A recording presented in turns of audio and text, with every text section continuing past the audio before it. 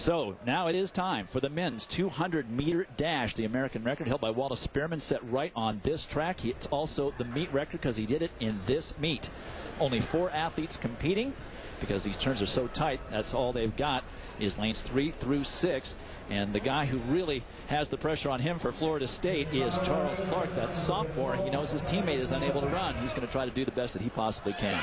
They are in the hunt for the possible title here, so this is a big move for them. And Florida State, obviously, losing Dix is a big handicap. And there is the man in this event so far. Look at his qualifying time. NSC 20.47 seconds, the second fastest time in the world this year. I might quickly add, this event has not run much outside the United States anymore, but nonetheless, there's great collegians you've got to run and try and beat, as Williams has done. So the sophomore Wells from Tennessee in 4, the senior Williams from Tennessee in 5, and then Charles Clark, the sophomore, trying to do what he can to score points for Florida State in the absence of his teammate Walter Dix. And he has a slight advantage being on the outside, does Clark, in lane 6, and he will be wearing kind of the white uniform, basically white out there of Florida State. Keep an eye on him. He probably has a step advantage or so on the other people inside of him. He's higher in the bank. See, that bank is about 5 feet off the ground, and you catapult off that down onto the flat.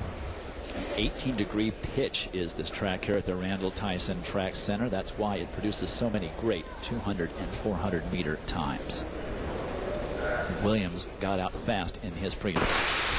And he is gone again. Rubin Williams in lane 5 is going after trying to improve in that 20.47 he had in the prelims. Look at his teammate try and pull off him inside of him in the orange uniforms is Tennessee. Williams rounding the final turn, and Wells also looking good. It is Williams, followed closely by Clark. It's Rubin Williams, unofficially 20.35. Officially 20.36. He improves on his collegiate leading time by 11/100ths of a second, but it still puts him behind Wallace Spearman by about 17/100ths of a second for the best time in the world this year. But Williams, a very impressive pair of races here tonight. 20 equals Otto Bolden, if you remember that name, you track and field fans, a medalist at the Olympics in the 100-meter dash. At 20.35, he is just outside being among the top 10 all-time performers in the world at 200 meters indoors. He always runs with courage. He goes right out and says, I'm not going to tie up. And look at him, use his arms, drive, and dip at the tape a bit. Superb run, very efficient, very professionally run race. And this guy has got all kinds of, I think, mental strength, and it shows here in a major meet like this when you have to run repetitively. Congratulations, Rubin Williams. Great, great performance. And he's downstairs with Quint. Rubin, when you set yourself in the blocks, what was going through your mind?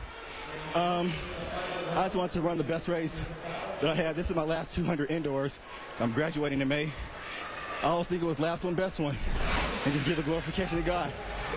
You know, not trying to get hurt or anything like that, just running to the best of my ability. Congratulations, Rubin. Catch your breath. An outstanding performance for another guy who stayed in school. Rubin Williams, 20.36. 10 big points for Tennessee. Jamie Samuels of Arkansas ends up in 3rd for the Hogs out of Section 1 of this 200-meter final. Charles Clark doing an outstanding job getting 8 points for Florida State in the absence of Walter Dix.